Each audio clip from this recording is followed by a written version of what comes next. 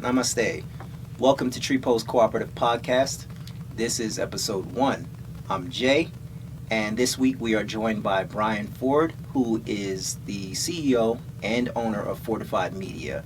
He'll be talking to us about his entrepreneurship journey and how to go from zero to started on whatever your project is. Welcome to the podcast. Thank you for being here. Thank you for having me, Jay. Appreciate it. All right. So your entrepreneurship journey, you've got a story to tell, and I want you to jump right into it. I know it's an exciting story. So could you introduce yourself to the community and jump right into your story? Okay. Well, as you said, my name is Brian Ford, founder and president of Fortified Media.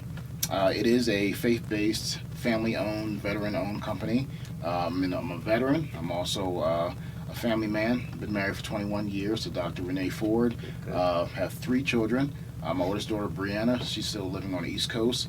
My son Ezekiel's here with me, as well as my youngest daughter, Jakin. And we've been living here in Colorado for 4 years. So basically, I was here probably almost 26 years ago. My daughter's 26, and she was born the same year that I came out here for my technical school for the military. And I was a combat photographer for the Marine Corps.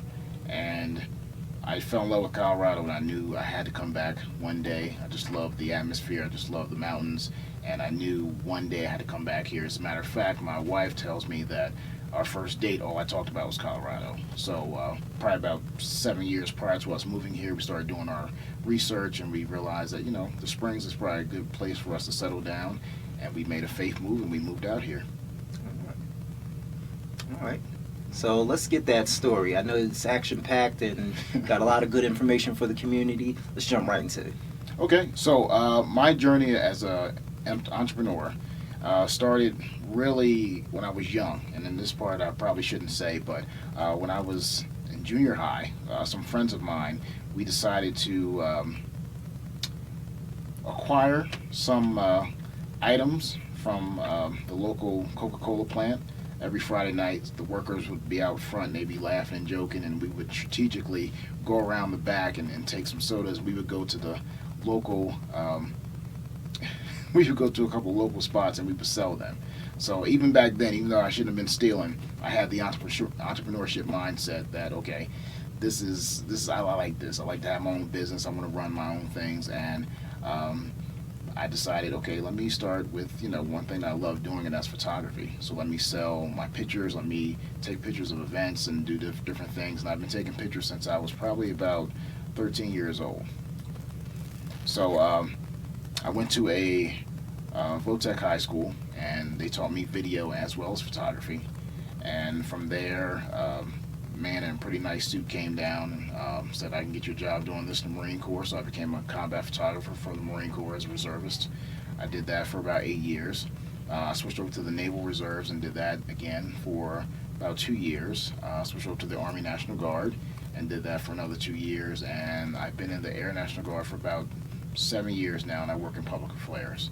So I've always been in the media field, and because I've always done guard or reserve duty, on the outside, my full-time job was a school teacher. So I've always incorporated my photography, video, and everything that I've done, and I just really enjoy it. So now is the time for me to really get paid for it. I had a couple of businesses that didn't do too well. I had some friends didn't have a business plan, and it kind of just fell through. But now, with my wife's help, we're doing this thing. Fortified Media is up and running. And we really want to incorporate the photography as well as the video production, now film, and really just kind of impact the community. So it's us using our gifts to impact the community. Right on. So I know a lot of folks in the community, they hear that story and it sounds great and all that, and they may have their own good ideas. They want to know how to go from zero to getting started, because we don't just want to hear the good things you're doing. We want to know how to get off the couch and get it going. Okay, all right, I like that. So one of the things I always tell people, because they'll look at my camera equipment and they'll say, hey, well, I want to do fitness videos, or I want to do cooking videos or cooking shows. And I tell them, use what you have. You may not have a camera that costs $800. You don't need that right now. Just start off with your cell phone. press record, get somebody, prop it up. I did a lot of research. We currently have a YouTube channel, and prior to setting that up, I did some research, and a lot of the YouTubers, they started off with their phones. They started with their phones, and they would prop it up with some books, and they would get like a little light, they'd take the lampshade off, and they would just start recording. And then they found out, how the editing software worked with the phone, and they just started putting things out there. And you look at them now, and you see, an elaborate production, and you see them having all these subscribers, but it didn't start off that way. So I encourage people to use what you have to get what you want.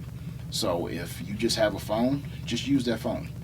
Use that phone, use some friends, go get some bed sheets, use the lighting that you have, use, as you progress, as your skills improve, as people start following you more, you get a little bit more extra cash, then you start investing in more equipment.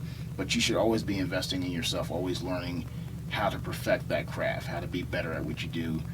Critique yourself, get other people to critique you, and just keep doing it. You're gonna fall, you're gonna mess up, you're gonna make mistakes. You're gonna look at your first videos and laugh at them and ask yourself, okay, what was I thinking? But it's a process, and it doesn't happen overnight. So I encourage anyone who wants to start a business, whether it's obviously photography or video or whatever it is, just start where you are and just start doing it. Just start doing it. There is no perfect time. There's no perfect season. I remember I was waiting initially to get everything perfect. I wanted to make sure my business plan was just, perfect. I wanted to make sure I had funds available. You can't always wait for that. You have to use whatever it is, whatever funds you have available.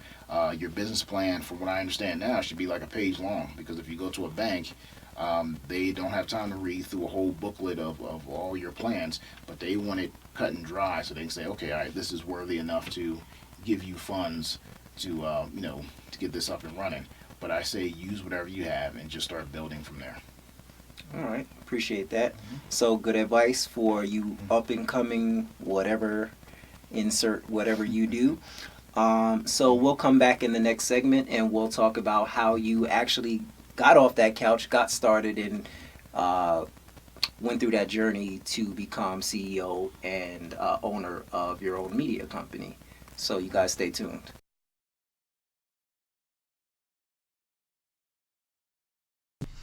And we're back, and as you guys can see, we've got the promo for Black in a Colorful State. If you could give the community a quick rundown of your project and how we can get in contact with you. Okay. So basically, Black in a Colorful State is a documentary that came about through conversations that my family and I have at the table. So we're sitting down at dinner. My wife's a professor. I work in the military, obviously, and my kids in school, middle school and high school. And we have these conversations about our experiences on a daily basis being Black in a colorful state. Right. So we wanted to know what other people were thinking, those who were born here, those who transfer for military reasons or for job reasons. What is their perception of what it's like? What's their experience? What's their story? So that's the whole basis behind Black in a Colorful State. And it's also the pros and cons. It's not necessarily all negative, but there's some very positive aspects that we want to bring about a balance in how we're presenting this information.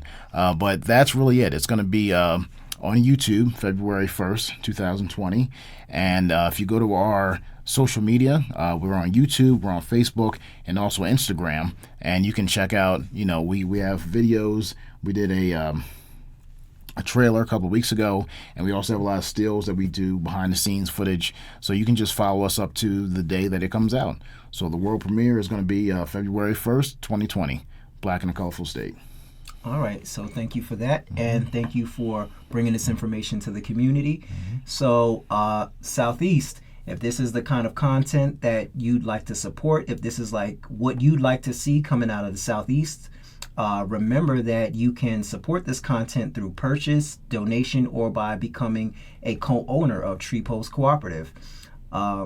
Also, we'll have some links available for you guys to connect with us on social media, so stay tuned for that. And as always, we want you to think creatively, work cooperatively, and build community.